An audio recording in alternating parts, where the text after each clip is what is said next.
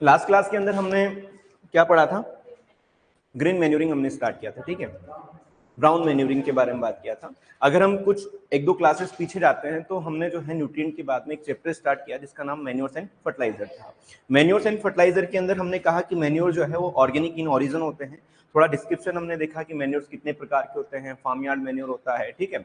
उसके बाद में पोल्ट्री मैन्योर होता है, सिप एंड गॉट मैन्योर्स होते हैं, कंपोस्ट के बारे में हमने बात किया, डिफरेंट टाइप्स के कंपोस्ट हमने पढ़े। फिर इसके अंदर जो है बल्कि ऑर्गेनिक मैन्योर के अंदर जो है फार्म यार्ड मैन्योर, कंपोस्ट पढ़ने के बाद जो तीसरी चीज हमारी आती है उसका नाम है ग्रीन मैन्यूरिंग, ठीक है। ग्रीन मैन्यूरिंग के अंदर हमने कहा कि जनरली जब हम अनडिकम्पोज प्लांट मटेरियल का यूज जो है मैन्यूरिंग पर्पस से अगर करते हैं तो उसको हम क्या बोलते हैं, ग्रीन मैन्यूरिंग कहा जाता है। और इसमें जो क्रॉप यूज की जाती है उसको हम क्या बोलते हैं, ये नारायण लाल जी जो डब्ल्यू की जीके की क्लास, ये जो हमारी टेक्निकल टीम है, आपका क्वेश्चन उनसे होना चाहिए। एग्रोनॉमी की क्लास जो है वो कंटिन्यू चलती है ना। गुड इवनिंग भाई, ठीक है। तो ग्रीन मैन्यूरिंग के अंदर जो क्रॉप हम यूज करते हैं उसको हम क्या बोलते हैं, ग्रीन मैन्यूरिंग क्रॉप कहा जाता है। ग्रीन मैन्यूरिंग क्रॉप जो है वो दो तरीके से हमने डिवाइड किया, एक इन सीटू था और एक एक्स सीटू। इन सीटू का मतलब क्या होता है कि उसी फील्ड के अंदर हम क्रॉप को ग्रो करेंगे और उसी के अंदर हम क्या कर देंगे, इनकॉर्पोरेट कर देंगे। हो सकता है मैंने आपको इनकॉर्पोरेशन के लिए अगर कोई इंप्लीमेंट नहीं लिखा है तो जनरली हम एमबी फ्लो जो होता है, मोलबोर्ड फ्लो जो होता है उसका हम यूज करते हैं, ठीक है। जो देसी मोलबोर्ड फ्लो होता है, एनिमल ड्रोवन होता है, उसका हम यूज करते हैं, ठीक है। लेकिन कहीं कहीं अगर मान लीजिए लार्ज फील्ड है तो वहां पर हम ट्रैक्टर ड्रोन एमबी फ्लो का भी यूज करते हैं, ठीक। ये क्वेश्चन वैसे पूछा नहीं जाएगा कि इनकॉर्पोरेशन के लिए कौन से इंप्लीमेंट का यूज किया जाता है, ठीक है। इसके बाद हमने बात किया था कि इनकॉर्पोरेशन अगर हम सेम फील्ड में ग्रो करते हैं और सेम फील्ड में इनकॉर्पोरेट करते हैं तो उसको हम बोलते हैं in situ green manuring crop, जिसके अंदर हमने कई एग्जांपल के बारे में बात किया। सेसबेनिया के बारे में हमने बात किया, सेसबेनिया के अंदर सेसबेनिया रोस्टाटा एकुलाटा के बारे में बात किया। भाभा एटॉमिक रिसर्च सेंटर की हमने बात की थी, उन्होंने एक म्यूटेंट डेवलप किया था जिसका नाम TSR1 था, ठीक है। मोहित मीना नाइट्रोजन जो है वर्मी कंपोस्ट में 3 दे रखा है, लेकिन आप जब टेक्स्ट बुक के अंदर देखोगे तो वहां पर 0.6 से कितना दे रखा है, मैंने कितना लिखा है आपको देखो, ये 3% भी दे रखा है, कई बुक्स में 1.5 दे रखा है, कई में 2 दे रखा है, लेकिन ये 0.6 से आपको 1.2 याद रखना है, ठीक है। इसके बाद में हमने बात किया था एक चीज और आपको याद रखना है कि जब हम सनहेम की बात करते हैं, क्रोटोलेरिया जुन्सिया की बात करते हैं, तो नॉर्थ इंडिया के अंदर तो कौन सी ग्रीन मैन्यूरिंग क्रॉप फेमस है, सनहेम। साउथ इंडिया के अंदर कौन सी आपकी, सेसबेनिया। लेकिन अगर आपसे ओवरऑल पूछा जाए कि पूरे इंडिया के अंदर कहां पर, ऑल ओवर इंडिया में कौन सी ग्रीन मैन्यूरिंग क्रॉप फेमस है, तो याद रखना है कौन सी है, सनहेम। तो एक स्टार डाल के लिख लेना, वहां पर ही सनहेम के आगे लिख देना famous green manure crop in India, ठीक है। नॉर्थ इंडिया के साथ साथ कहां पर, इंडिया में भी।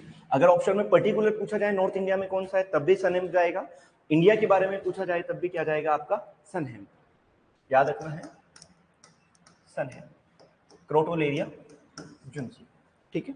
ये चीज क्लियर। उसके बाद में हमने इनसीटू के बारे में, एक्ससीटू के बारे में बात किया था। एक्ससीटू के अंदर हम क्या करते हैं, जनरली जो अदर फील्ड्स होते हैं जहां पर ट्री क्रॉप प्लांट्स होते हैं, उनकी लीव्स को, उनकी ट्विक्स को लेकर आते हैं और कहां इनकॉर्पोरेट कर देते हैं, फील्ड में। उसको हम क्या बोलते हैं, एक्ससीटू ग्रीन मैन्यूरिंग बोलते हैं।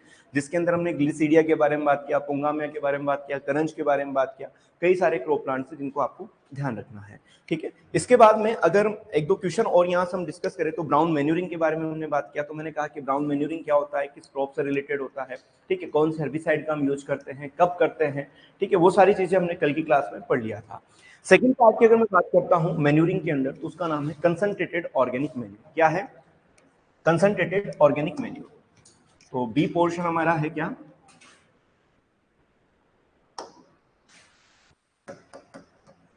Concentrated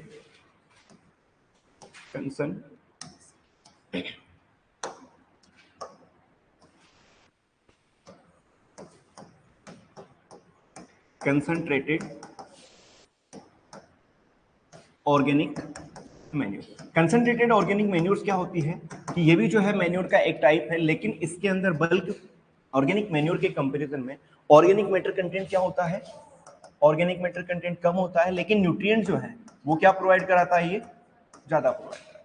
that is clear. एक फेमस क्वेश्चन जो है यहाँ से पूछा जाता है कि कंसंट्रेटेड ऑर्गेनिक मैन्यूर्स जो होती है, ठीक है, इसके अंदर क्या क्या आता है। तो देखो इसके अंदर 3-4 चीजें आती हैं। प्लांट ओरिजिन वाले भी आएंगे, एनिमल ओरिजिन वाले भी आएंगे, जबकि मैंने कहा था कि मैन्यूर क्या है आपका, ऑर्गेनिक इन ओरिजिन है, यानी लिविंग ऑर्गेनिज्म से लिया जाता है। तो कंसंट्रेटेड ऑर्गेनिक मैन्यूर के अंदर जो हम फर्स्ट पढ़ेंगे वो बात करेंगे प्लांट ओरिजिन के बारे में। किसके बारे में, plant originated plant originated concentrated organic manure. किसके बारे में? Plant originated concentrated organic manure के बारे में। क्लियर है?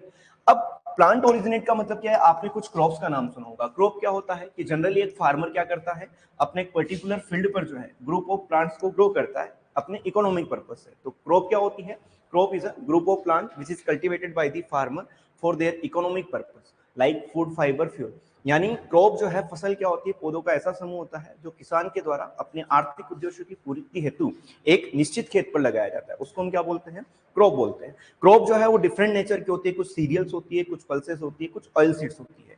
तो जनरली आपने सुना होगा नाम ऑयल सीड का नाम, सुना है नाम oil seed crop. Oil seed crop क्या होती है कि ऐसी क्रॉप जिनके अंदर ऑयल कंटेंट की मात्रा ज्यादा पाई जाती है। लेकिन यहाँ एक एक्सेप्शन है कि एक क्रॉप है हमारी ग्राउंडनट, ठीक है, एक है हमारी सोयाबीन। दोनों क्या होती है? लेग्यूमिनोसी फैमिली से बिलोंग करती है, लेकिन किस नेचर की? हमारी ऑयल से। जनरली ऐसा कहा जाता है कि सारी की सारी लेग्यूम जो है, मतलब ऑल पल्सेस आर क्या होती है? लेग्यूम होती है, but all legumes are not pulses.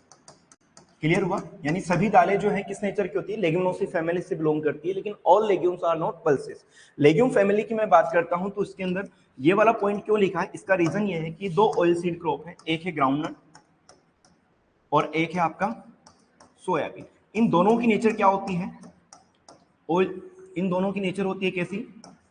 Legume family से बिलोंग करती है, लेकिन इनका यूज हम किस में नहीं करते हैं? पल्स के रूप में नहीं करते हैं। इनका यूज किस में करते हैं? ऑयल सीड के रूप में करते हैं। इसलिए ये कहा जाता है कि all pulses are legume but all legumes are not pulses. That is clear?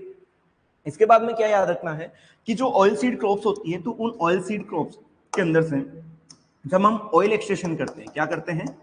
Oil extraction, ठीक है। ऑयल एक्सट्रैक्शन करते हैं तो हमें दो प्रोडक्ट मिलते हैं। एक मिलता है हमें क्या?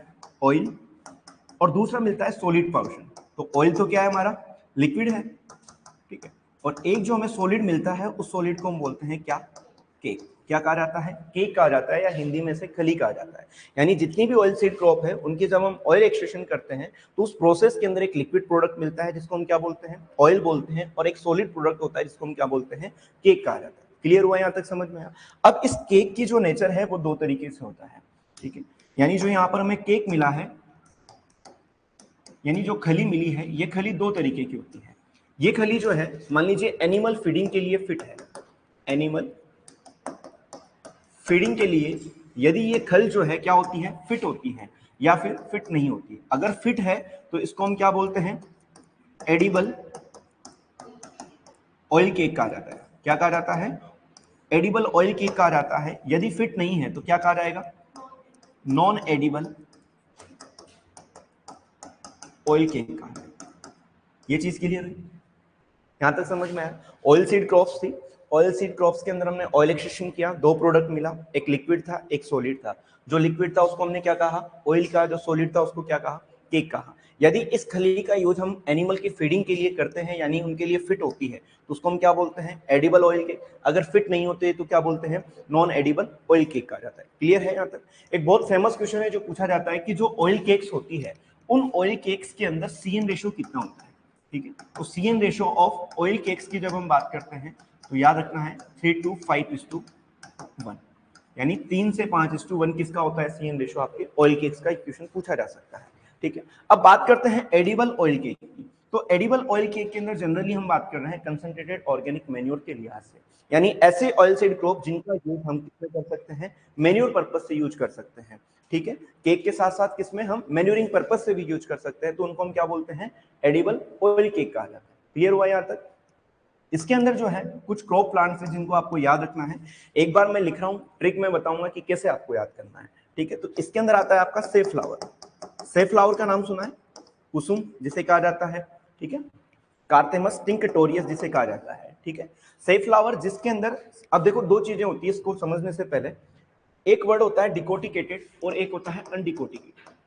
डिकोटिकेटेड और एक होता है अनडिकोटिकेटेड, ठीक है। डिकोटिकेटेड और अनडिकोटिकेटेड में क्या अंतर है? जैसे मान लीजिए कोई क्रॉप प्लांट है, ठीक है, उसका ये क्या है? सीड है।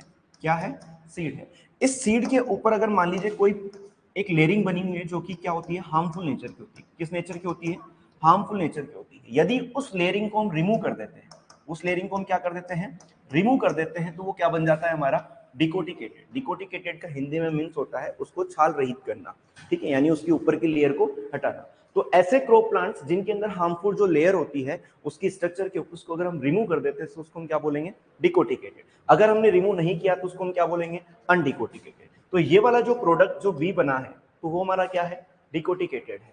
क्या है, डिकोटिकेटेड। और अनडिकोटिकेटेड क्या है हमारा, ऊपर वाला। ये चीज समझ में, दो चीजें हैं, डिकोटिकेटेड और एक अनडिकोटिकेटेड। तो मैंने कहा कि जब हम एडिबल ऑयल सीड की बात करते हैं तो उसके अंदर सबसे पहला कौन है आपका, सेफ्लावर। सेफ्लावर के अंदर जो है यहाँ पर मेनली पूछा जाता है आपका नाइट्रोजन कंटेंट। क्या पूछा जाता है, नाइट्रोजन परसेंटेज कि सेफ्लावर की खल के अंदर, और सेफ्लावर की खल कैसी है, डिकोटिकेटेड है। कैसी है, डिकोटिकेटेड है। तो इसके अंदर नाइट्रोजन कंटेंट कितना होता है, तो याद रखना है कितना होता है, 7.9%। क्लियर हुआ। इसके बाद सेकंड इसमें आता है ग्राउंडनट के अंदर कितना होता है, तो ग्राउंडनट के अंदर याद रखना है कितना होता है, 7.3 होता है। उसके बाद है आपका कॉटन, ठीक है, कॉटन का क्या, डिकोटिकेटेड। कौन सा है, डिकोटिकेटेड। इसके अंदर होता है 6.4। याद रखना है कि कॉटन जो डिकोटिकेटेड है वो तो किस में आता है, एडिबल के अंदर आता है। लेकिन यदि कॉटन जो है, इसको अपन एक बड़ी स्लाइड पे लिखेंगे तो सही रहेगा। एडिबल ऑयल के एक हो गया नॉन एडिबल ऑयल। एडिबल के अंदर सबसे पहला कौन सा है, सेफ्लावर। सेफ्लावर, और सेफ्लावर कैसा है हमारा, डिकोटिकेटेड, ठीक है। इसके अंदर नाइट्रोजन कंटेंट कितना है, 7.9%। सेकंड क्या है आपका, ग्राउंडनट में नाइट्रोजन परसेंट कितना होता है उसके, 7.3%। थर्ड नंबर पर आता है हमारा कॉटन। क्या आता है, कॉटन। कॉटन में भी कौन सा, डिकोटिकेटेड, ठीक है। और इसके अंदर जो है नाइट्रोजन कंटेंट होता है 6.4%, ठीक है। फोर्थ नंबर पर आता है हमारा सिसेम। क्या आता है, सिसेम, जिसको हम सिसेमम इंडिकम बोलते हैं या फिर तिल कहा जाता है, जिसके अंदर कितना होता है, 6.2% होता है। उसके बाद फिफ्थ नंबर पर आता है हमारा रैप्सिड एंड मस्टर्ड। क्या आता है, रैप्सिड एंड मस्टर्ड, जिसके अंदर जो है 5.2% होता है। और ये एआरओ एग्रोनॉमी का क्वेश्चन है कि रैप्सिड और मस्टर्ड के अंदर जो है उसकी खली के अंदर नाइट्रोजन कंटेंट कितना होता है, तो कितना है, 5.2% है, ठीक है। उसके बाद 6 नंबर की अगर मैं बात करता हूं तो लिनसीड, लाइनम यूसीटेटिसिमम जिसे हम बोलते हैं, अलसी जिसे कहा जाता है, उसके अंदर होता है 4.9%। कितना होता है, 4.9। और 7 है आपका कोकोनट, जिसके अंदर होता है आपका 3.0%। क्या आपको ये याद रहेगा, क्या याद करना थोड़ा मुश्किल होगा, ठीक है। तो इसको इजी बनाया जाए, क्यों, जो 2-3 क्लास लिए हैं पीछे, समझ में नहीं आया, चलिए इसको हम थोड़ा सा एक ट्रिक के माध्यम से देखते हैं। देखो दो चीजें तो आपको पता रहेगी, सेफ्लावर और सनफ्लावर। दोनों में क्या ये वर्ड याद रखना है, 7.9 है तो सेफ्लावर का, 7.3 है तो ग्राउंडनट का। आप लोग कभी कोटा गए हो क्या, गए हो कोटा, ठीक है। तो कोटा जब आप जाते हो ना, तो कोटा से, कहां से, कोटा से 6 बजे एक ट्रेन लगती है और वो आती है 4 नंबर प्लेटफॉर्म पे, ठीक है। 6 बजे एक ट्रेन लगती है जो कितने प्लेटफॉर्म पे आती है, 4 नंबर प्लेटफॉर्म पे आती है। तो कोटा का मतलब तो क्या हो गया, कोटक। सेक का मतलब क्या हो गया, सीसे। 4 में से 6 में से 4 घटाओगे तो कितना आता है, 2 आता है। तो 6.4 तो किसका है, कॉटन का। 6.2 किसका है, सिसेम का। क्लियर हुआ, ये चीज समझ में आई। कॉटन का तो कितना है, 6.4, कभी कंफ्यूजन नहीं होना है। सिसेम का कितना है, 6.2। क्लियर है। आपने रामायण देखी है क्या, रामायण में 2 भाई थे, मतलब 4 भाई थे वैसे तो, राम लक्ष्मण भरत शत्रुघ्न, ठीक है। लेकिन आपने राम भगवान का नाम सुना है क्या, ठीक है, राम भगवान का नाम सुना है, शॉर्ट में लिख रहा हूं आर्य। राम भगवान की जो एज है ना अभी वर्तमान में कितनी है, 52 ईयर के। कितने साल के हैं वो, 52। लेकिन जो लक्ष्मण जी हैं, कौन, लक्ष्मण जी जो हैं वो इनसे 3 साल छोटे हैं। कितने साल छोटे हैं, 3 साल। अगर 3 साल छोटे होंगे तो कितने साल के होंगे, 49 के होंगे। कौन छोटे हैं, लक्ष्मण जी हैं। तो कितने छोटे हैं, कितने छोटे हैं, 3 साल है। तो कितने हैं, तो कोकोनट, ठीक है। एलेक्सेन का मतलब क्या हो जाएगा हमारा, लिंसीड हो जाएगा, ठीक। राम भगवान कितने साल के हैं, 52। 5.2 किसका है, रेपसीड एंड मस्टर्ड का। लक्ष्मण जी यानी लिंसीड का कितना है 4.9, कितने यानी कोकोनट का कितना है 3। क्लियर हुआ क्या? तो आपको याद रखना है कि जब भी अगर आपसे पूछा जाए कि सैफ्लावर की कितनी है तो 7.9, ग्राउंडनट की कितनी है 7. मोस्ट मतलब अप्रोप्रिएट क्वेश्चन होगा कि आपसे पूछा जाएगा कि ग्राउंडनट की कितनी है या फिर सैफ्लावर की। याद रखना है यहाँ पर सैफ्लावर कैसा होना चाहिए, डिकोटिकेटेड होना चाहिए। क्लियर है? इसके बाद कॉटन की कितनी है 6.4, सीसेम की कितनी है 6.2, रेपसीड एंड मस्टर्ड ये क्वेश्चन अभी पूछा गया था लास्ट ईयर 5.2%, लिंसीड की कितनी है 4.9%, कोकोनट की कितनी है 3.0%। यहाँ तक क्लियर है? जब हम नॉन एडिबल की बात करते हैं तो नॉन एडिबल यानी इनको हम किसके लिए नहीं खिला सकते, पशुओं के लिए ये जो है फिट नहीं है, ड्यू टू द सम इनके अंदर जो है एंटी क्वालिटी कॉन्स्टिट्यूएंट इनके अंदर प्रेजेंट होते हैं, इस वजह से एनिमल की फीडिंग के लिए इनका यूज नहीं करते हैं। ठीक है, इसके अंदर जो सबसे फेमस है वो है आपका नीम। क्या है? नीम।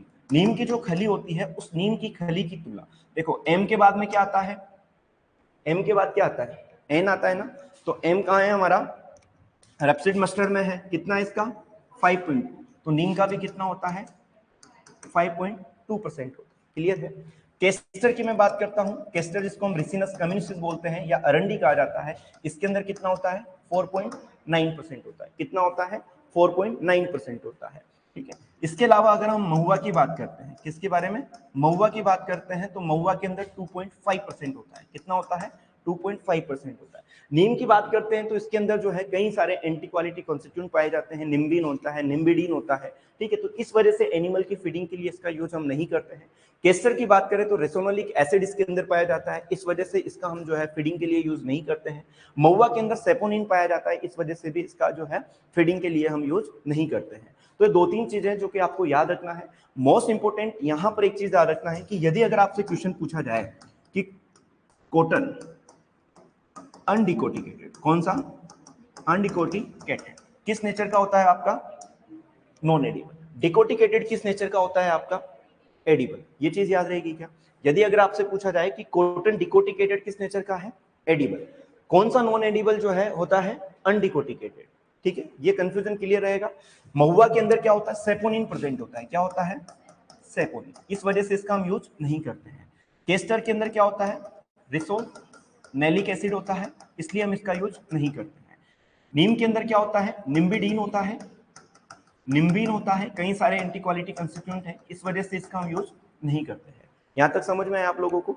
इसके बाद में एक बहुत फेमस क्वेश्चन पूछा जाता है कि नीम की जो खली है उसका तो हम नॉन एडिबल नेचर का होता है, यानी एनिमल फीडिंग के लिए हम यूज नहीं करते हैं।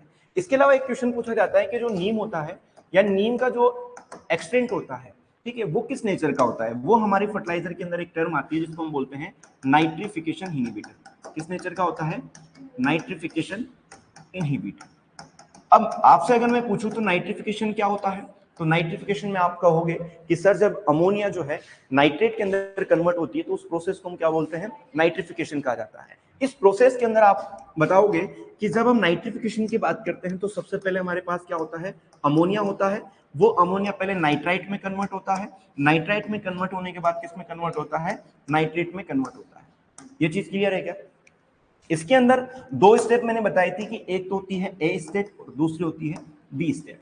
जो नाइट्राइट है वो क्या होता है अनस्टेबल होता है, क्या होता है अनस्टेबल होता है और किसमें कन्वर्ट हो जाता है नाइट्रेट के अंदर कन्वर्ट हो जाता है। मैंने कहा था कि यहाँ पर जो बैक्टीरिया काम आते हैं उनको नाइट्रोबैक्टीरिया कहा जाता है, और फर्स्ट वन जो होता है उसको हम क्या बोलते हैं नाइट्रोसोमोनास, क्या कहा जाता है नाइट्रोसोमोनास। सेकंड जो होता है उसको हम क्या बोलते हैं नाइट्रोबैक्टर कहा जाता है, क्या कहा जाता है नाइट्रोबैक्टर। और इन दोनों को मिलाकर हम क्या बोलते हैं नाइट्रोबैक्टीरिया, क्या कहा जाता है नाइट्रोबैक्टीरिया कहा जाता है।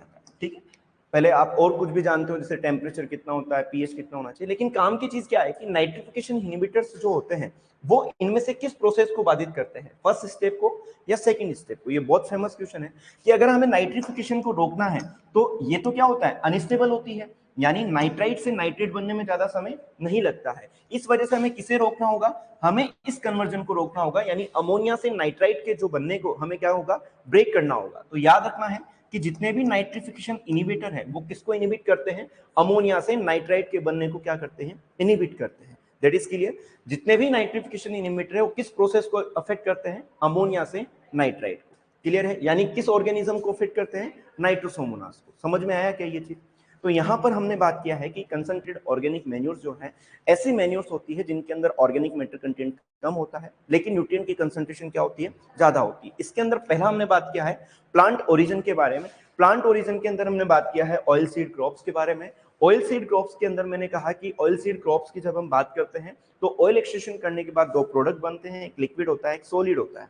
लिक्विड को ऑयल बोलते हैं, सॉलिड को केक कहा जाता है। इस केक की जब हम बात करते हैं तो कुछ केक्स तो जो है एनिमल फीडिंग के लिए क्या होती है, फिट होती है, और कुछ जो है अनफिट होती है। जो फिट होती है उनको हम क्या बोलते हैं, एडिबल ऑयल। जो अनफिट होती है उनको हम क्या बोलते हैं, नॉन एडिबल। इसके अंदर कुछ ये केमिकल कंपोजिशन है यानी नाइट्रोजन कंटेंट है जो आपको ध्यान रखना है। फिर उसके बाद में आपको ये चीज याद रखना है कि नाइट्रिफिकेशन इनहिबिटर जो है मेनली किसको इनहिबिट करता है। यहां तक समझ में आया क्या? चलिए एक बार इसको लिखो फिर आगे हम पढ़ते हैं। कंसंट्रेटेड ऑर्गेनिक मैन्यूर्स, ठीक है, ये जो लिखा हुआ है एक बार इसको लिख लीजिए। कंसंट्रेटेड ऑर्गेनिक मैन्यूर्स, इसके अंदर फर्स्ट वन डालिएगा आप। ये दो पॉइंट आपको पता है कि ऑर्गेनिक मैटर कंटेंट क्या होता है, कम होता है, न्यूट्रिएंट कंटेंट क्या होता है, ज्यादा होता है, ठीक है।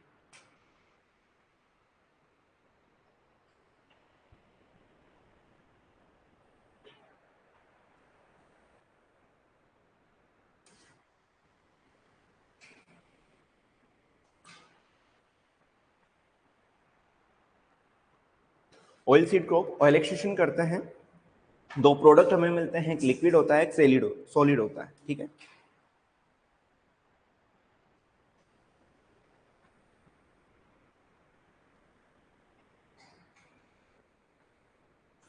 लिखा? चलिए हाँ हाँ लिखो लिखो।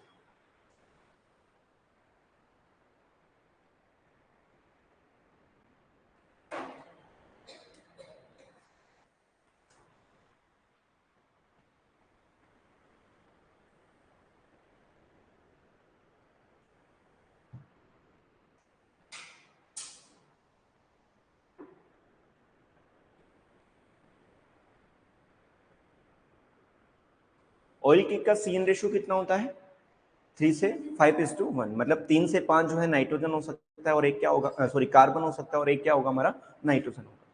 लिख लिया? चलिए उसके बाद ये दो पॉइंट लिख लीजिए, इनको भी रहने दीजिए, नेक्स्ट वाली स्लाइड में लिख लेना इनको। राइट का मतलब क्या है, फिट फॉर फीडिंग है ना, एनिमल फीडिंग के लिए फिट, ये क्या है, नॉट फिट।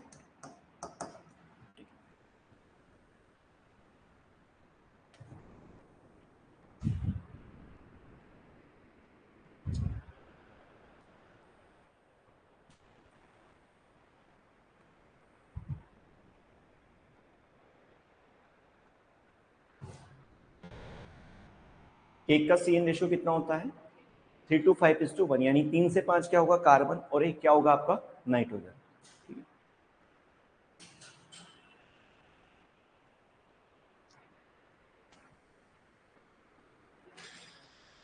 लिख लिया भाई? चलिए ये लिख लो, एडिबल ऑयल केक और नॉन एडिबल ऑयल केक।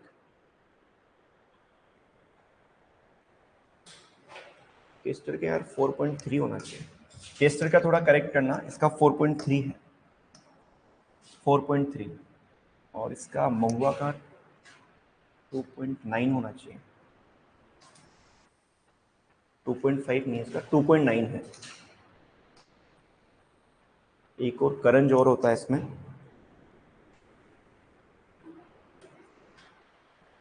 2.5, महुआ का 2.5 है, सॉरी, है ना।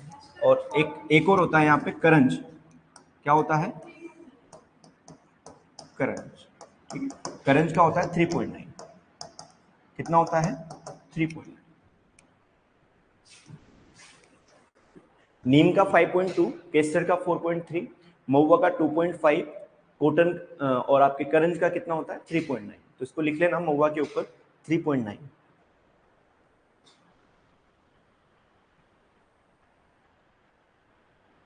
कॉटन जो है अनडिकोटिकेटेड किस नेचर का होता है, नॉन एडिबल का है, ठीक है, जबकि डिकोटिकेटेड किस नेचर का है आपके, एडिबल का।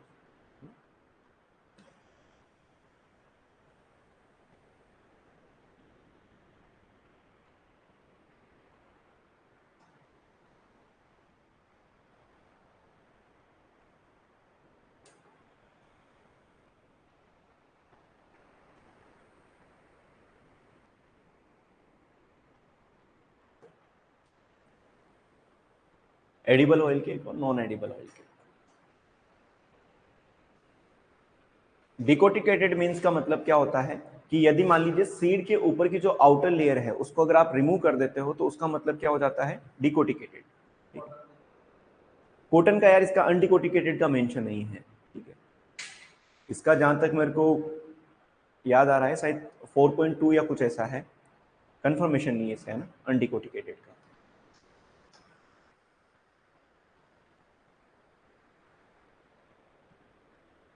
मेनली आपको ग्राउंडनट का, सिसेम का, रैपसीड एंड मस्टर्ड का, इनका थोड़ा सा ध्यान रखना। रैपसीड मस्टर्ड वाला क्वेश्चन अभी पूछा गया था लास्ट ईयर, एआरओ एग्रोनॉमी का जो पेपर हुआ था उसमें। रैपसीड मस्टर्ड के अंदर जो है नाइट्रोजन कंटेंट कितना होता है ऑयल केक के अंदर, है ना, 5.2%। नीम के अंदर निम्बीन या निम्बिडीन होता है, केस्टर के अंदर रिसोनेलिक एसिड होता है, महुआ के अंदर सेपोनिन होता है। ठीक है, इस वजह से ये अनफिट होते हैं केटल फीडिंग के लिए। लिख लिया यहां तक? इसके बाद 2 पॉइंट और लिख लेना आप।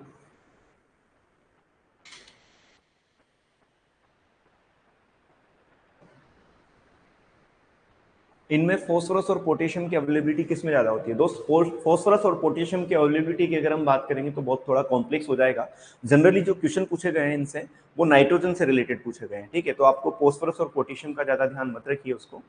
अगर आप याद रखना चाहते हो तो रेडी एंड रेडी और एसआर रेडी की बुक में जो है वो मेंशन किया हुआ है, आप वहां से देख लेना, है ना। जो एग्जाम्स के अंदर पूछे क्वेश्चन पूछे गए हैं वो जनरली नाइट्रोजन से रिलेटेड पूछे गए हैं। ठीक है,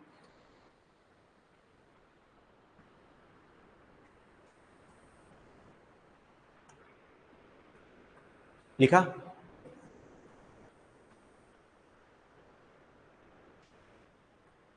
कॉटन अनडिकोटिकेटेड का 3.9 दिया गया है। ठीक, लिख लीजिए एक बार, अनडिकोटिकेटेड का जो है 3.9% दिया हुआ है। ठीक, रेडी एंड रेडी में रेफरेंस बता रहे हैं पारुल सोनी, एक बार देख लेना, इसको कंफर्म कर लेंगे अपन एक और कल। महुआ का 2.5 है ये, महुआ का जो है कितना है 2.5। यहां तक लिखा? चलिए, इसके बाद में ये 2 पॉइंट्स, फर्स्ट पॉइंट तो ये लिख लो, नीम के अंदर क्या होता है, निम्बीन होता है, जो किस नेचर का होता है आपके, तो ऐसे लिखना।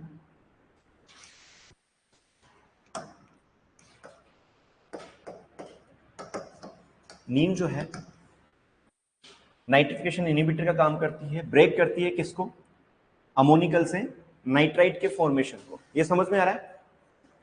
इसके एक second, oil cakes generally decompose 7 to 10 days। Generally oil cakes कितने दिन में डिकम्पोज हो जाती है? 7 से 10 दिन के अंदर। लेकिन आपके जो महुआ है, mahua take 1 to 2 months for decomposition. ठीक है, नाइट्रिफिकेशन इनहिबिटर्स क्या होते हैं कि ऐसे केमिकल या ऐसे प्रोडक्ट जो क्या करते हैं, नाइट्रिफिकेशन की प्रोसेस को इनहिबिट करते हैं, उसको ब्रेक करते हैं। ठीक है, या इनहिबिट करते हैं, उनको हम क्या बोलते हैं, नाइट्रिफिकेशन इनहिबिटर्स कहा जाता है। इसके अंदर हम बात करते हैं तो मेनली जब नाइट्रिफिकेशन की बात करते हैं तो अमोनिया से क्या बनता है, नाइट्रेट का फॉर्मेशन होता है, इसको हम क्या बोलते हैं, नाइट्रिफिकेशन कहा जाता है। नाइट्रिफिकेशन 2 स्टेप में होता है, 1 और 2। फर्स्ट स्टेप में क्या बनता है, अमोनिया से नाइट्राइट का फॉर्मेशन होता है, फिर नाइट्राइट से नाइट्रेट का फॉर्मेशन होता है। अमोनिया से जो नाइट्राइट बनता है उसके लिए जो माइक्रो ऑर्गेनिज्म काम आता है उसका नाम क्या है, नाइट्रोसोमोनास है। जबकि नाइट्राइट से नाइट्रेट जो बनता है उसमें क्या आता है, नाइट्रोबैक्टर। नाइट्रोसोमोनास और नाइट्रोबैक्टर दोनों को क्या कहा जाता है, नाइट्रोबैक्टीरिया कहा जाता है। जब आप नाइट्रिफिकेशन इनहिबिटर्स का एप्लीकेशन करते हो तो कौन सी प्रोसेस जो है वो इनहिबिट होगी, अमोनिया से नाइट्राइट के बनने वाली जो प्रोसेस है वो इनहिबिट होगी। अगर आप माइक्रो ऑर्गेनिज्म पूछा जाए तो क्या होगा, नाइट्रोसोमोनास।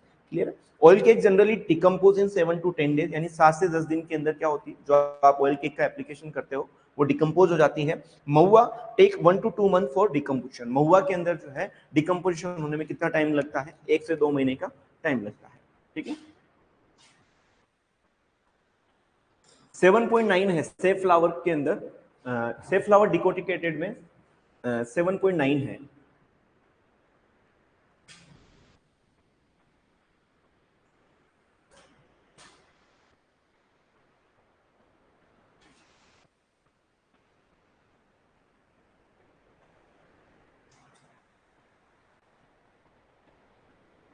बुक में ग्राउंडनट लिखा हुआ है, लेकिन आपको सेफ फ्लावर याद रखना है। सेफ फ्लावर अगर आपसे पूछा जाए डिकोटिकेटेड सेफ फ्लावर में कितना नाइट्रोजन होता है, तो सबसे ज्यादा सेफ फ्लावर डिकोटिकेटेड में होता है 7.9। सेकंड क्या है आपका ग्राउंडनट। ऑप्शन में क्या दिया हुआ है, किस तरीके से क्वेश्चन पूछा गया है, आपको उस तरीके से जवाब देना है। ठीक है, यहां तक लिखा। चलिए इसके बाद हम आगे बढ़ते हैं। सेकंड हम बात करेंगे कंसंट्रेटेड ऑर्गेनिक मैन्यूर के अंदर प्लांट एनिमल ओरिजिनेटेड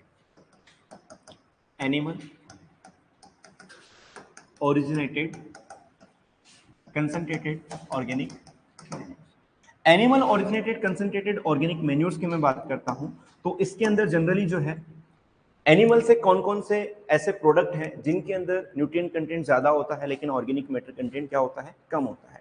आप लोगों ने कभी मीट खाया है क्या? मीट खाया है क्या? मीट नहीं खाया, चलो मान लीजिए, कल्पना करते हैं कि आप लोग नहीं खाओगे, है ना, लेकिन एक सेकंड के लिए समझिएगा कि कोई एक व्यक्ति है जो कि किसका शौकीन है, मीट खाने का शौकीन है, तो वो बाजार में जाता है और बाजार में जाके जो है वो एक एनिमल लेके आता है। समझ में आया? यहाँ तक समझ में आया? चलिए इसके अंदर वो इस एनिमल को जो है कटिंग करता है। कटिंग करने के बाद जो है सबसे पहले तो क्या खाता है, वो मीट को खाता है। किसको खाता है? मीट को खाता है। क्लियर हुआ? मीट को खाता है, वो 10 बजे से स्टार्ट करता है और 1 घंटा लगता है। कितनी देर तक खाता है? 1 घंटे तक, 10 से 11 बजे तक। क्या खाया उसने? मीट को खाया। अब मीट को खा लिया, मीट को खाने के बाद में जो है जिस जगह पर उसने उसको कट किया था वहां पर क्या है, ज्यादा ब्लड है, तो ब्लड को भी साफ करना होगा ना, यानी घर वालों को पता लग जाएगा। तो वो क्या करता है, 11 से 12 बजे तक, यानी फिर 1 घंटा जो है किसको साफ करने में लगाता है, ब्लड को साफ करने में लगाता है। क्लियर हुआ? तो याद रखना है कि जो मीट मील होता है, क्या मीट मील जो होता है उसके अंदर कितना परसेंट नाइट्रोजन होता है, 10 से 11%। क्लियर है? जबकि ब्लड मील के अंदर अगर नाइट्रोजन कंटेंट की बात की जाए तो कितना हो गया, 11 से 12%। ये चीज क्लियर है? अब मीट खा लिया, ब्लड को भी साफ कर दिया।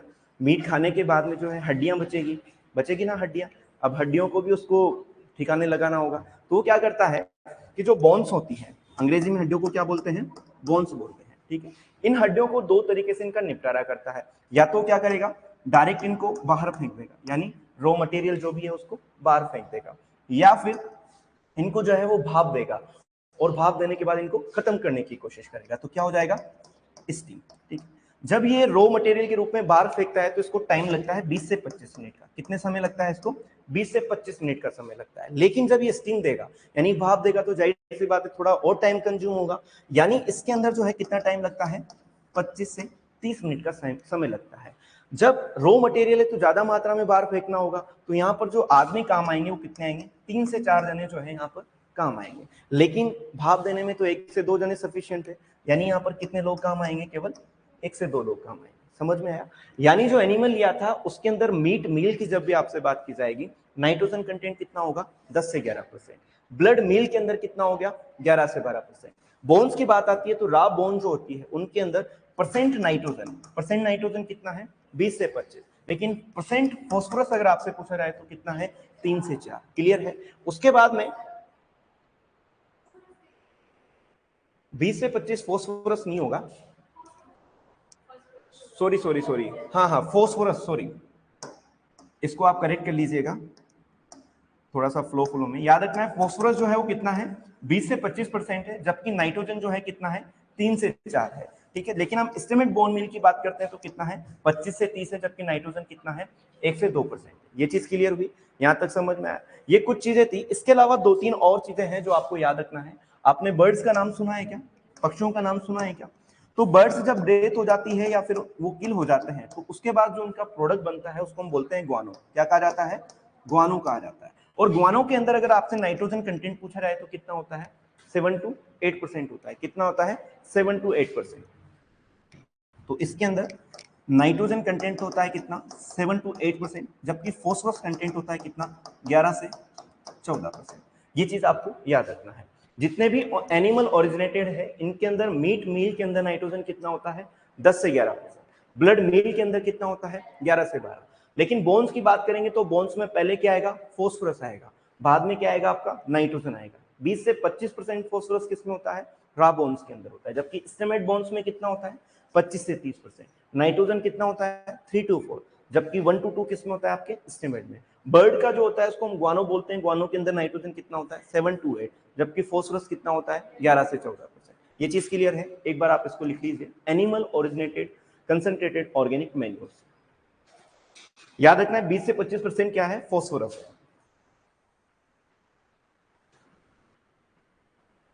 तेज सिलेबस जो है क्या रहेगा? न्यूट्रिएंट्स रहेंगे, और अब तक जो पढ़ाया वो रहेगा, ठीक है। रिमोट सेंसिंग कहाँ पढ़ाया? नैनो टेक्नोलॉजी, हाँ नैनो टेक्नोलॉजी भी रहेगा, हाँ नैनो टेक्नोलॉजी भी रहेगा, ठीक है।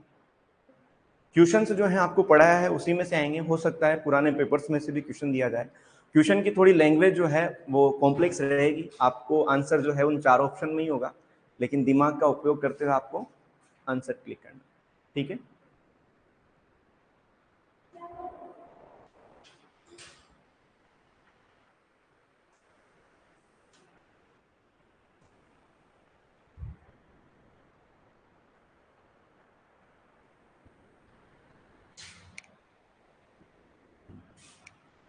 इसमें लिख लेना फिश मील करके, एक और लिख लेना आप लिखना चाहो तो, फिश मील। फिश मील में भी नाइट्रोजन कंटेंट जो है, नाइट्रोजन परसेंट जो है 7 to 8% होता है, ठीक है। मीट मील में कितना होता है? 10 से 11। ब्लड मील में कितना होता है? 11 से 12। एग्जाम कब है? एग्जाम का अभी डेट थोड़ा है पीजी की, अच्छा टेस्ट की, टेस्ट शायद संडे को होता है यार मेरे ख्याल से, चौधरी साहब संडे को होता है।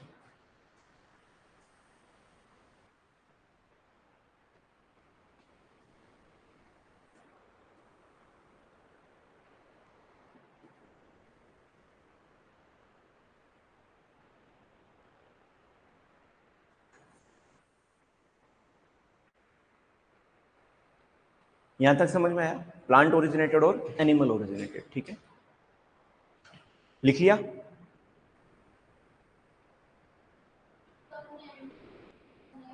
किसकी किसकी किसकी? एंटोमोलॉजी की। एंटोमोलॉजी की ट्रिक्स बनाई है, लेकिन एंटोमोलॉजी थोड़ा कॉम्प्लेक्स है, उसको कोरिलेट करना पड़ेगा आपको, है ना। जैसे कि एक होता है, हेमीपटेरा का नाम सुना है आपने? सुना है? चलो कभी बताऊंगा जब फ्री रहूंगा तो, है ना। अभी एग्रोनॉमी का सिलेबस करना है। लिखा क्या? चलिए, इसके बाद हम आगे बात करते हैं। आपने एक नाम सुना होगा, स्वेज एंड स्लज, सुना है क्या?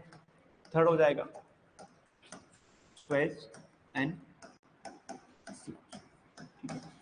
कंपोज। जब मैं पढ़ा रहा था तो मैंने आपको एक नाइट सोइल करके एक टर्म लिखाया था। नाइट सोइल क्या होता है? जनरली जो ह्यूमन एक्सक्रीटा होता है उसको हम क्या बोलते हैं? नाइट सोइल बोलते हैं, जिसके अंदर नाइट्रोजन परसेंट कितना होता है? 5.5 होता है, फॉस्फोरस कितना होता है? 4 होता है, और पोटेशियम कितना होता है? 2%। That is clear. लेकिन जब हम मेट्रोपोलियन सिटीज की बात करते हैं तो वहां पर नाइट सोइल नहीं पाई जाती है, क्योंकि विकसित लोग हैं, मतलब विकासशील बोल सकते हैं, विकसित बोल सकते हैं, तो वो क्या होता है, मतलब वेल फर्निश्ड या मकानों में रहते हैं, ठीक है। तो नाइट सोइल वहां पर प्रेजेंट नहीं होती है। वहां पर क्या होते हैं, जो आपका एक्सक्रीटा होता है वो स्वेज और स्लज के माध्यम से क्या होता है, वो फ्लश के माध्यम से वो बाहर निकालते हैं। तो याद रखना है यहाँ पर 2 टर्म है, एक स्वेज है और एक आपका स्लज है। तो जो ह्यूमन एक्सक्रीटा होता है उसका लिक्विड फॉर्म जो होती है, लिक्विड फॉर्म क्या कहलाती है आपकी? स्वेज कहलाती है। जबकि स्लज जो है वो क्या होता है? सॉलिड फॉर्म होता है, ठीक है। ये 2 चीजें आपको याद रखना है कि ह्यूमन एक्सक्रीटा की जो लिक्विड फॉर्म है उसको हम क्या बोलते हैं? स्वेज बोलते हैं, और जबकि सॉलिड फॉर्म को हम क्या बोलते हैं? स्लज कहा जाता है। क्लियर हुआ? अब इस लिक्विड फॉर्म का यूज तो हम किस में करेंगे? इरिगेशन के साथ करते हैं। किसके साथ करते हैं? इरिगेशन के साथ करते हैं। और जबकि इस स्लज का रूप यूज जो है हम किसके रूप में करते हैं? मैन्योर्स के साथ करते हैं। क्यों करते हैं? क्योंकि ये किस फॉर्म का है? सॉलिड फॉर्म का है। अब ये भी जो है वो न्यूट्रिएंट रिच होते हैं। इसके अंदर अगर हम जनरली एनपीके रेशियो की बात करते हैं, एनपीके रेशियो की बात करते हैं तो 3.6%, 2% और 1% इनके अंदर क्या पाया जाता है? एनपीके कंटेंट पाया जाता है। क्लियर हुआ? तो आपसे जनरली क्या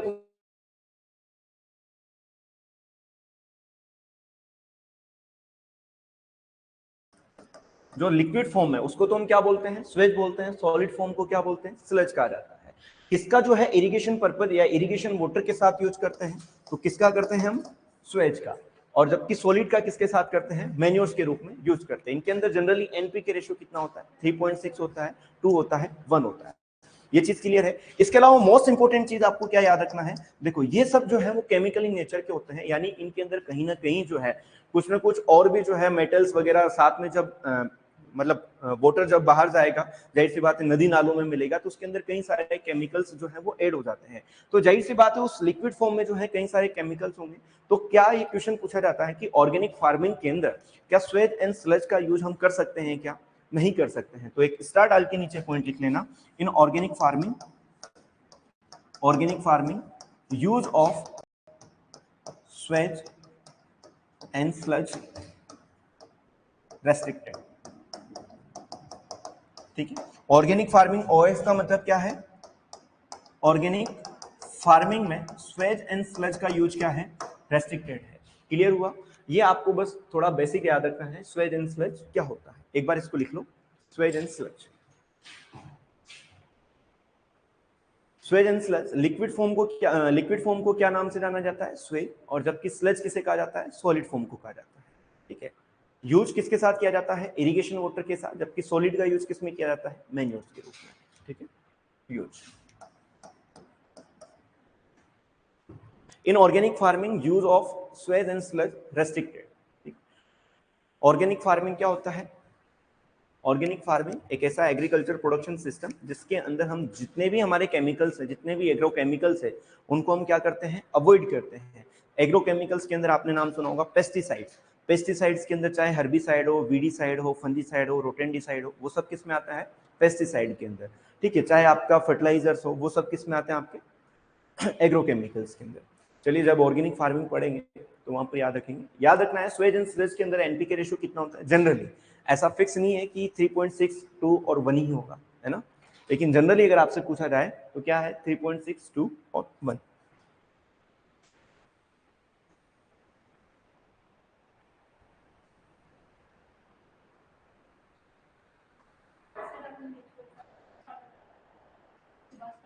हाँ, सुभाष पालेकर ऑर्गेनिक फार्मिंग के नहीं है, वो जो है नेचुरल फार्मिंग के ही हैं, जीरो बजट नेचुरल फार्मिंग के हैं। ठीक है, सुभाष पालेकर जो महाराष्ट्र के हैं वही है। बुक कौन सी बुक में दे रखा है, सुंडा जी को तो आप थोड़ा सा कम मानो तो ज्यादा उचित रहेगा, है ना। मतलब उसमें जो, मैं यूं नहीं बोल रहा कि सुंडा बुक गलत है, लेकिन उसके अंदर अगर आप मान लीजिए जैसे कि अभी हमने न्यूट्रिएंट पढ़ा, आप न्यूट्रिएंट वहां जाके देखिए आपको कोई नई चीज नहीं मिलेगी। जनरली जो सुंडा बुक बनी है उसका बेस क्या है कि जैसे मैं हूँ एग्रोनॉमी पढ़ रहा हूँ, ठीक है, तो मैं क्या करूंगा, सुंडा सर ने कहा कि भाई आपको एग्रोनॉमी के कुछ पॉइंट आउट बना के देना है, तो जो जो मोस्ट इंपोर्टेंट चीजें मेरे को लगी मेरे तरीके से मैंने बना के दे दी। अगर मैं इन डेप्थ न्यूट्रिएंट को पढ़ूंगा तो वो मुझे कुछ नहीं लगेगी। आपने ब्रीडिंग पढ़ा होगा, ब्रीडिंग पढ़ने के बाद में, जेनेटिक्स पढ़ने के बाद में अगर आपने सुंडा बुक उठाई होगी, कोई भी चैप्टर आप देख लीजिए, आपको कोई नई चीज नहीं लगेगी। अगर आप फर्स्ट बार उसको पढ़ोगे तो आपको समझ में नहीं आएगा कि आप कितनी बार सुंडा को पढ़ लो। तो मैं तो यूँ कहूंगा कि पहले एक बार जो है आपको जो यहाँ पढ़ाया जा रहा है उसको पढ़ो, उसके बाद में सुंडा हो, अरुण कात्यायन हो, वो सारी बुकें कवर करो। और कुछ टर्मिनोलॉजी जो चीजें हैं वो थोड़ी सी गलत दे रखी है। नेचुरल फार्मिंग का फादर इंडिया के अंदर कौन है, सुभाष पालेकर है। जीरो बजट नेचुरल फार्मिंग का भी कौन है, सुभाष पालेकर है। ठीक, ये लिखा क्या आप लोगों ने। चलिए इसके बाद में हम आगे बात करते हैं मैन्योर्स के बाद में। मैन्योर्स हमारा जो है यहाँ पर खत्म हो चुका है। इसके बाद में है बायो फर्टिलाइजर। क्या है, बायो फर्टिलाइजर। देखो बायो फर्टिलाइजर जो है वो दो टर्म से मिलकर बना है, बायो एंड फर्टिलाइजर। क्लियर हुआ? बायो का मतलब क्या होता है, लिविंग ऑर्गेनिज्म को हम क्या बोलते हैं, बायो बोलते हैं। ठीक है, तो बायो का मीन्स क्या होता है, लिविंग ऑर्गेनिज्म। फर्टिलाइजर जनरली जो है सोर्स ऑफ क्या होते हैं, प्लांट न्यूट्रिएंट होते हैं। क्या होते हैं, सोर्स ऑफ प्लांट न्यूट्रिएंट्स होते हैं, जिनकी केमिकल प्रॉपर्टी जो है वो इनऑर्गेनिक इन नेचर होता है जनरली, पर हम यहाँ पर यूज कर रहे हैं it is the source of plant nutrient. यानी सोर्स ऑफ प्लांट न्यूट्रिएंट अगर लिविंग ऑर्गेनिज्म होंगे और उनसे जो प्रोडक्ट बनाया जाएगा उस प्रोडक्ट को हम क्या बोलेंगे, बायो फर्टिलाइजर कहा जाता है। क्लियर हुआ? बायो फर्टिलाइजर क्या होता है, जैव उर्वरक क्या होता है कि ऐसा उत्पाद जो कि जीवित जीवों के संवर्धन से बनाया जाता हो, उनके कल्चर से बनाया जाता हो, उसको हम क्या बोलते हैं, बायो फर्टिलाइजर। ये क्या है, आपका सोर्स ऑफ प्लांट न्यूट्रिएंट है, यानी इसके अंदर नाइट्रोजन होगा, फॉस्फोरस होगा, पोटास होगा, कुछ विटामिन भी होंगे, कुछ प्लांट ग्रोथ प्रोमोटिंग हमारे जो है हार्मोन्स भी होंगे, उन सबको ये क्या करते हैं, प्रोवाइड करने का काम करते हैं। पहली चीज क्लियर है। इसके बाद में न्यूट्रिएंट सोर्स के साथ साथ ही हमारी सोइल की जो फिजिकल या केमिकल या बायोलॉजिकल प्रॉपर्टी है उसको भी क्या करते हैं, इंप्रूव करने का काम करते हैं। आपको पहली चीज ये समझना है कि बायो फर्टिलाइजर की जब भी हम बात करते हैं तो बायो फर्टिलाइजर्स क्या होते हैं कि बायो फर्टिलाइजर्स ऐसे प्रोडक्ट्स होते हैं जो कि किससे तैयार किए जाते हैं, culture of active cell culture, एक वर्ड याद रखना है, active cell culture of microorganism. किससे तैयार किए जाते हैं, active cell culture of microorganism से तैयार किए जाते हैं। पहले एक बार इसको समझना। सेकंड चीज इसकी इनकी नेचर जो है ये या तो सॉलिड फॉर्म में हो सकते हैं या फिर लिक्विड फॉर्म में हो सकते हैं। उसके बाद में ये क्या करते हैं, प्रोवाइड करते हैं, ठीक है, इसको हम लिख सकते हैं supply, mobilise, solubilise and mobilize, supply, mobilize, solubilize of plant nutrient of nutrients and decompose the organic waste। यहां तक समझ में आया। पहली चीज बायो फर्टिलाइजर, दो टर्म है बायो और फर्टिलाइजर। बायो का मतलब लिविंग ऑर्गेनिज्म, फर्टिलाइजर मतलब सोर्स ऑफ प्लांट न्यूट्रिएंट, यानी ऐसा प्रोडक्ट जिसके अंदर लिविंग ऑर्गेनिज्म किसके सोर्स होंगे, प्लांट न्यूट्रिएंट के सोर्स होंगे, उसको हम क्या बोलते हैं, बायो फर्टिलाइजर। बायो फर्टिलाइजर एक ऐसा प्रोडक्ट होता है जिसके अंदर active cell culture of microorganism, यानी माइक्रो ऑर्गेनिज्म की क्या होती है, सक्रिय कोशिकाओं का संवर्धन होता है, ठीक है। सॉलिड या लिक्विड फॉर्म में क्या हो सकता है हमारा ये प्रोडक्ट हो सकता है, सप्लाई करता है, मोबिलाइज करता है, सोल्यूबलाइज करता है किसको, न्यूट्रिएंट को, एंड डिकम्पोज करता है किसको, ऑर्गेनिक वेस्ट को। तो ऐसा प्रोडक्ट जिसके अंदर माइक्रो ऑर्गेनिज्म की एक्टिव सेल का कल्चर हो, जो कि लिक्विड या सॉलिड फॉर्म का हो सकता है, जो प्लांट न्यूट्रिएंट की सप्लाई करता हो, मोबिलाइज करता हो या सोल्यूबलाइज करता हो, और साथ ही साथ ऑर्गेनिक वेस्ट को क्या करता हो, डिकम्पोज करता हो, उस प्रोडक्ट को हम क्या बोलते हैं, बायो फर्टिलाइजर कहा जाता है। ये चीज समझ में आया। इसके बाद में अगर हम थोड़ा सा क्लासिफिकेशन इस बायो फर्टिलाइजर का देखें, बायो फर्टिलाइजर जो मार्केट में आ रहे हैं, यानी ऐसे प्रोडक्ट जो कि प्लांट न्यूट्रिएंट की सप्लाई करते हैं, उनको मोबिलाइज करते हैं, सोल्यूबलाइज करने का काम करते हैं, उनको हम बायो फर्टिलाइजर बोलते हैं। जनरली बायो फर्टिलाइजर की जब हम क्लासिफिकेशन की बात करते हैं तो इसकी मेनली तीन नेचर होती है। कितने नेचर का होता है ये, तीन प्रकार का होता है। फर्स्ट वन हम बोल सकते हैं नाइट्रोजन फिक्सेशन, क्या करेगा, नाइट्रोजन को फिक्सेशन करने वाला, या फिर सेकेंड हो सकता है फॉस्फोरस की मोबिलाइज करेगा, या फिर इसको सोल्यूबलाइज करेगा, क्लियर है। और थर्ड हो जाएगा हमारा ऑर्गेनिक वेस्ट को क्या करेगा, ऑर्गेनिक वेस्ट को क्या करेगा, डिकम्पोज करेगा। यानी ऐसा प्रोडक्ट जो कि क्या करने का काम करेगा, नाइट्रोजन फिक्सेशन करे, या फिर फॉस्फोरस की मोबिलाइजेशन या सोल्यूबलाइजेशन को बढ़ाए, या फिर ऑर्गेनिक वेस्ट को डिकम्पोज करे। ये सारे किसके नाम से जाने जाते हैं, बायो फर्टिलाइजर के नाम से जाने जाते हैं। यहां तक समझ में आया। पहले एक हम फ्लो चार्ट देखते हैं, उसके बाद डिटेल से पढ़ेंगे। जब भी हम बात करते हैं नाइट्रोजन फिक्सेशन की, तो नाइट्रोजन फिक्सेशन जो है मेनली जो है तीन तरीके का होता है, याद रखना है। नाइट्रोजन फिक्सेशन कितने प्रकार का होता है, तीन प्रकार का। नाइट्रोजन फिक्सेशन कितने टाइप्स का होता है, तीन टाइप्स। फर्स्ट होता है बीएनएफ, जिसको हम क्या बोलते हैं, बायोलॉजिकल नाइट्रोजन फिक्सेशन कहा जाता है। सेकंड होता है आपका आईएनएफ, जिसको हम बोलते हैं इंडस्ट्रियल नाइट्रोजन फिक्सेशन। और थर्ड होता है आपका फिजिकल नाइट्रोजन फिक्सेशन, ठीक है।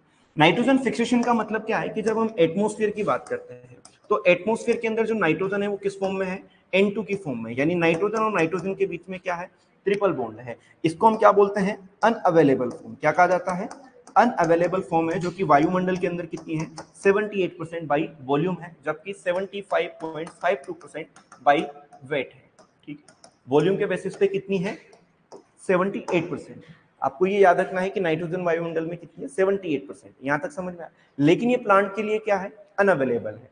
अब इसको फिक्स करना, फिक्स का मतलब क्या है कि अनअवेलेबल फॉर्म से अवेलेबल फॉर्म में कन्वर्जन। किसमें कन्वर्जन, अवेलेबल फॉर्म में कन्वर्जन। इसको हम क्या बोलते हैं, फिक्सेशन बोलते हैं। यहां पर किसका फिक्सेशन हो रहा है, नाइट्रोजन का फिक्सेशन हो रहा है। तो नाइट्रोजन फिक्सेशन क्या है, it is the conversion of unavailable form of nitrogen to available form, is known as a nitrogen fixation. अगर नाइट्रोजन फिक्सेशन में कौन काम आएगा? बायोलॉजी, यानी लिविंग ऑर्गेनिज्म अगर काम आता है तो उसको हम क्या बोलेंगे? बायोलॉजिकल नाइट्रोजन फिक्सेशन कहा जाता है। A living organism which convert the unavailable form of nitrogen to available form is known as a biological nitrogen fixation. जहां पर हम यूरिया की मैन्युफैक्चरिंग करते हैं तो वहां पर भी हम क्या करते हैं? नाइट्रोजन का फिक्सेशन करते हैं, तो इसको हम क्या बोलते हैं? इंडस्ट्रियल नाइट्रोजन फिक्सेशन बोलते हैं। आपने देखा होगा कि जब बिजलियां कड़कती है तो तब भी जो है नाइट्रोजन जो अनअवेलेबल फॉर्म का होता है वो अवेलेबल फॉर्म में कन्वर्ट हो जाता है, तो इसको हम क्या बोलते हैं? फिजिकल नाइट्रोजन फिक्सेशन कहा जाता है। आपसे जनरली क्वेश्चन पूछा जा सकता है कि नाइट्रोजन फिक्सेशन कितने तरीके से होता है? तो 3 तरीके से होता है। फर्स्ट वन क्या है? Biological nitrogen fixation. सेकंड क्या है आपका? Industrial nitrogen fixation. और थर्ड क्या है आपका? Physical nitrogen fixation. ये चीज क्लियर हुई? यहां पर जो हम नाइट्रोजन फिक्सेशन की बात कर रहे हैं वो कौन सा है आपका? Biological nitrogen fixation. कौन सा है? Biological nitrogen fixation. अब बायोलॉजिकल नाइट्रोजन फिक्सेशन की भी नेचर कितने प्रकार की होती है? 2 प्रकार की होती है, या तो सिम्बायोटिक या सिम्बायोसिस कहा जाता है। Symbiosis biological nitrogen fixation BNF, या फिर हम इसको हम बोल सकते हैं नॉन सिम्बायोटिक या एसिम्बायोटिक। ठीक है, तो इसको हम बोल सकते हैं non symbiotic, symbiotic biological nitrogen fixation. ये चीज क्लियर हुई? अब सिम्बायोटिक के अंदर भी आपने देखा होगा कि 2 तरीके से होता है। किस तरीके से होता है? एक तो लेग्यूम के अंदर होता है और एक नॉन लेग्यूम में होता है। ठीक, लेग्यूम जो होती है जिनको हम क्या बोलते हैं कि जिनके अंदर नोड्यूल फॉर्मेशन होता है। नोड्यूल फॉर्मेशन के पीछे का रीजन आप सभी जानते हो, क्योंकि लेग्यूमिनोसी क्रॉप से जो है 2 पॉलीसेकेराइड रिलीज होते हैं, एक ल्यूपिन होता है, एक फ्लेवोनोइड होता है, जो कि राइजोबियम के लिए एनर्जी सोर्स का काम करते हैं। और राइजोबियम लेग्यूम की रूट्स पर आकर क्या करता है? इन्फेक्ट करता है, और टाइनी आउटवर्ड ग्रोथ जो होती है उसको हम क्या बोलते हैं? नोड्यूल बोलते हैं। ये चीज मैंने बताई हुई है आपको। तो जितनी भी लेग्यूम प्लांट्स हैं उनके अंदर भी क्या होता है? नोड्यूल फॉर्मेशन होता है। नोड्यूल फॉर्मेशन के अंदर क्या आता है? राइजोबियम आता है और क्या करता है? नाइट्रोजन फिक्सेशन करता है। तो राइजोबियम को भी बेनिफिट है, प्लांट को भी बेनिफिट है, उसको हम क्या बोलते हैं? सिम्बायोसिस। क्लियर है? इसके बाद में है नॉन लेग्यूम। नॉन लेग्यूम के अंदर आपने नाम सुना होगा कि जब हम एजोला की बात करते हैं, ठीक है, और एक हम एल्गी की बात करते हैं, तो एजोला और एल्गी दोनों जो है एक सिम्बायोटिक रिलेशनशिप के साथ में क्या करते हैं? नाइट्रोजन फिक्सेशन करते हैं। तो वो क्या है आपका? नॉन लेग्यूम सिम्बायोटिक है। ठीक है, तो यहां पर हम बोल सकते हैं एजोला और एल्गी का। हम डिटेल में पढ़ेंगे इनको सबको। जब हम बात करते हैं लेग्यूम की, तो इस लेग्यूम के अंदर क्या हो जाएगा? हमारा राइजोबियम आ जाएगा। क्या आ जाएगा? राइजोबियम। ये चीज क्लियर है क्या? नॉन सिम्बायोटिक की बात करते हैं तो नॉन सिम्बायोटिक के अंदर कई सारे हैं, जैसे कि एजोटोबैक्टर हो गया, ठीक है, एजोस्पाइरिलम हो गया, ठीक है, एसिटोबैक्टर हो गया, ठीक है, क्लोस्ट्रीडियम हो गया, और भी कई सारे हैं जिनको हम डिटेल में पढ़ेंगे। यहां तक समझ में आया? इसके बाद में अगर हम मोबिलाइजर की बात करें तो इनको हम क्या बोलेंगे? फॉस्फोरस मोबिलाइजर बोलेंगे। ठीक है, फॉस्फोरस सोल्यूबलाइजर है तो इनको हम क्या बोलेंगे? फॉस्फोरस सोल्यूबलाइजर बोलेंगे। ठीक है, यहां पर ऑर्गेनिक वेस्ट के डिकम्पोजिशन में 2 प्रकार के होंगे, एक सेल्यूलाइटिक होंगे। क्या होंगे? सेल्यूलाइटिक, और एक होंगे लिग्नोलाइटिक। सेल्यूलाइटिक का मतलब क्या है? जो सेल्यूलोज का क्या करेंगे? डिकम्पोजिशन करेंगे। लिग्नोलाइटिक क्या होंगे? जो लिग्निन का डिकम्पोजिशन करेंगे। यहां तक समझ में आया क्या? बायो फर्टिलाइजर को मेनली हम 3 ग्रुप में डिवाइड कर रहे हैं, नाइट्रोजन फिक्सेशन, फास्फोरस मोबिलाइजर या फास्फोरस सोल्यूबलाइजर, फिर एक हो जाएगा आपका ऑर्गेनिक वेस्ट डिकम्पोजर, जिनके अंदर सेल्यूलाइटिक और लिग्नोलाइटिक। नाइट्रोजन फिक्सेशन के अंदर सिम्बायोटिक और नॉन सिम्बायोटिक। सिम्बायोटिक के अंदर लेग्यूम और नॉन लेग्यूम। लेग्यूम के अंदर जो है आपका क्या है? राइजोबियम है। नॉन लेग्यूम के अंदर क्या है? एजोला और एल्गी है। ठीक है, नॉन सिम्बायोटिक की बात करें तो एजोटोबैक्टर, एजोस्पाइरिलम, एसिटोबैक्टर और क्लोस्ट्रीडियम है। फॉस्फोरस के अंदर फॉस्फोरस मोबिलाइजर की हम बात करेंगे, जैसे कि बैक्टीरिया, एस्परजिलस, सॉरी आपका बेसिलस और स्यूडोमोनास हो जाएगा। इनके बारे में हम बात करेंगे। यहां तक आप लोगों को समझ में आया क्या? इनकी डिटेल में हम स्टडी करेंगे कि सिम्बायोटिक रिलेशनशिप क्या होता है, राइजोबियम की डिस्कवरी किसने किया है, किसके अंदर ज्यादा नाइट्रोजन फिक्सेशन होता है, कितनी मात्रा में होता है, वो सारी चीजें हम जानेंगे। क्या आपको ये चीज समझ में आई क्या अब तक? ठीक है, एक बार आप इसका फ्लो चार्ट बनाइए आज की इस क्लास के अंदर, कल हम इनको कंटिन्यू करेंगे। ठीक है, एक बार ये बायो फर्टिलाइजर लिख लीजिए। लिविंग ऑर्गेनिज्म और सोर्स ऑफ प्लांट न्यूट्रिएंट जो है उसको हम क्या बोलते हैं? Bio fertiliser. याद रखना है कि इसकी डेफिनेशन में एक्टिव सेल कल्चर आपको वर्ड मिलेगा। ठीक है, अगर डेफिनेशन में एक्टिव सेल कल्चर दिया हुआ है तो ये जरूर आपको याद रखना है कि बायो फर्टिलाइजर के अंदर माइक्रो ऑर्गेनिजम्स की क्या होती है? एक्टिव सेल कल्चर होता है। ठीक है, सक्रिय कोशिकीय संवर्धन होता है। एक बार लिखिए, bio fertiliser living organism plus source of plant nutrient. ठीक है, प्रोडक्ट जो है, एक बायो फर्टिलाइजर क्या है? एक प्रोडक्ट होता है, एक उत्पाद होता है जिसके अंदर active cell culture of microorganism solid and liquid form में ही होता है, सप्लाई करता है, मोबिलाइज करता है, सोल्यूबलाइज करता है of nutrient and decompose the organic waste. Cyanobacteria जो है ब्लू ग्रीन एल्गी को बोलते हैं। ग्रीन एल्गी जो है कई प्रकार के होते हैं, ठीक है, ग्रास ग्रीन होता है, ठीक है, येलो गोल्डन ग्रीन होता है, उनके बारे में हम पढ़ेंगे। एक बार आप ये लिख लीजिए, products active cell culture of microorganism solid and liquid form, supplier, mobiliser, solubilise of nutrients and decompose the organic waste. आपके पास अगर बायो फर्टिलाइजर से रिलेटेड अगर कंटेंट हो पहले से या कोई मटेरियल हो तो उसको एक बार आप पढ़ के आना।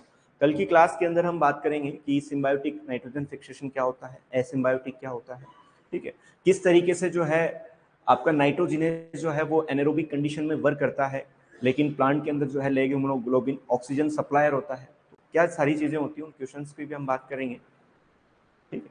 तो कल हम बायो फर्टिलाइजर को पूरा कंप्लीट करेंगे, उसके बाद हम फर्टिलाइजर आगे स्टार्ट करेंगे, ठीक है।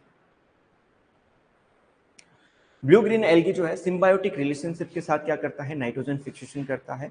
यदि एल्गी की उसको सेल कैविटी नहीं मिलेगी तो नाइट्रोजन फिक्सेशन नहीं कर पाता है, ठीक है। इसके बारे में हम चर्चा करेंगे। लिखिए, आइए लिखो।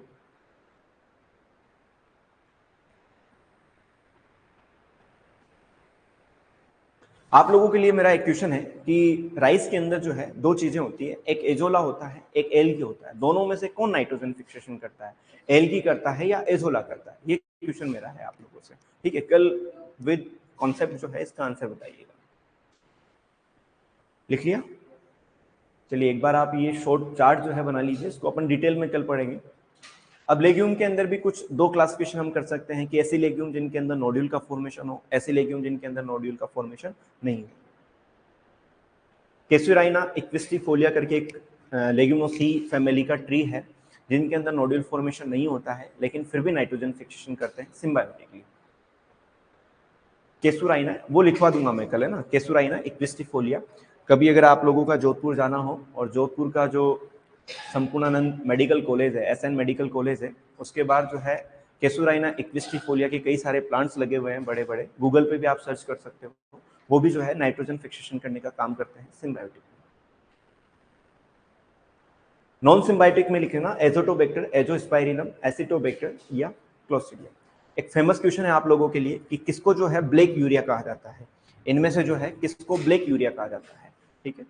याद रखना, जो एजोटोबैक्टर्स जो होता है उसको हम ब्लैक यूरिया के नाम से जाना जाता है। किस नाम से जाना जाता है? Black urea. एजोटोबैक्टर जो है उसको ब्लैक यूरिया कहा जाता है। क्या कहा जाता है? Black urea. लिख लेना, किसको कहा जाता है? एजोटोबैक्टर को कहा जाता है। कल की क्लास के अंदर हम और इसके बारे में डिस्कस करेंगे। आज की इस क्लास के अगर हम थोड़ा सा लिख लिया क्या, ये देखो इसको,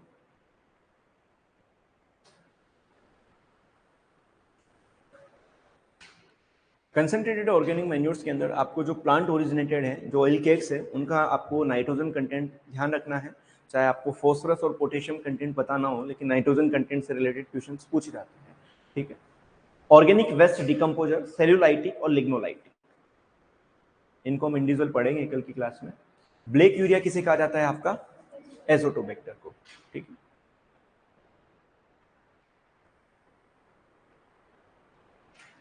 किन साइंटिस्ट ने पहली बार डिस्कवर किया कि राइजोबियम जो है वो नाइट्रोजन फिक्सेशन कर सकता है, ठीक है। किसने किया था? बेंजरिक ने। बेंजरिक ने आइसोलेट किया था। हाँ, बेंजरिक भी जाएगा, बेसिलस रेडियस बोला उसी ने नाम दिया था राइजोबियम का। और राइस के फील्ड की अगर हम बात करें तो पीके दे करके।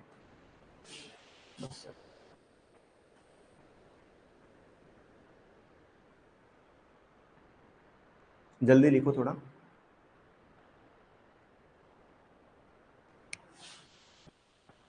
एल्गी, विक्रम जाकर बोल रहे हैं एल्गी जो है वो क्या करता है? बायोलॉजिकल नाइट्रोजन फिक्सेशन करता है। बिल्कुल विक्रम, सही बोले आप। बायोलॉजिकल नाइट्रोजन फिक्सेशन जो है, अगर हम बात करें सिम्बायोटिकली रिलेशनशिप की राइस में, तो वो एल्गी करता है। लेकिन क्यों करता है, ठीक है, उसका रीजन आपको पता होना चाहिए। कल की क्लास में हम देखेंगे, ठीक है। तो आज की इस क्लास के अंदर हमने स्टार्ट किया था क्या? कंसंट्रेटेड ऑर्गेनिक मैन्योर्स के बारे में। कंसंट्रेटेड ऑर्गेनिक मैन्योर जिनके अंदर ऑर्गेनिक मैटर कंटेंट कम होता है लेकिन न्यूट्रिएंट कंसंट्रेशन ज़्यादा होती है। इसके अंदर प्लांट ओरिजिनेटेड की बात करते हैं तो ऑयल सीड क्रॉप्स है, ठीक है। ऑयल सीड क्रॉप का ऑयल एक्सट्रैक्शन करने के बाद दो प्रोडक्ट बनते हैं, एक सॉलिड होता है, एक लिक्विड होता है। लिक्विड ऑयल कहलाता है, सॉलिड जो है केक होती है। यदि केक एनिमल फीडिंग के लिए अच्छी है या बेस्ट है या सही है तो उसको हम क्या बोलते हैं, एडिबल बोलते हैं। और फिट नहीं है तो नॉन एडिबल कहा जाता है, ठीक है। एडिबल और नॉन एडिबल के अंदर हमने नाइट्रोजन कंटेंट के बारे में बात किया है, वो चीज़ आपको याद रखना है, ठीक है। फिर उसी तरीके से एनिमल ओरिजिनेटेड के बारे में बात किया, स्वेज एंड स्लज के बारे में बात किया, और फिर बायो फर्टिलाइजर। मेरा एक क्वेश्चन है आपसे कि इंडिया के अंदर टोटल कितनी ऑयल सीड क्रॉप का कल्टीवेशन किया जाता है, तो टॉप पे लिख लेना 9 ऑयल सीड क्रॉप्स का कल्टीवेशन किया जाता है। टोटल जो है इंडिया के अंदर 9 ऑयल सीड क्रॉप्स, ठीक है।